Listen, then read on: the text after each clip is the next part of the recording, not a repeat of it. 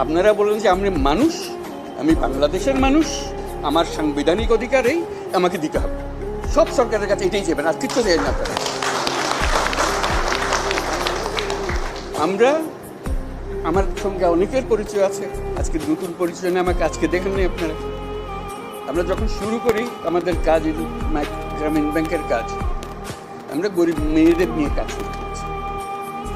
এবং কেউ বলছে না মেয়েদের, মুসলমান মেয়ে যাওয়া যাবে না। কিন্তু ভাই যে মোমেন ধর্মেরই হোক, তার টাকার দরকার আছে, তারা টাকা দিলে সে দুটো মুরগি কিনবে, ডিম পারবে, দুটা খেতে পারবে।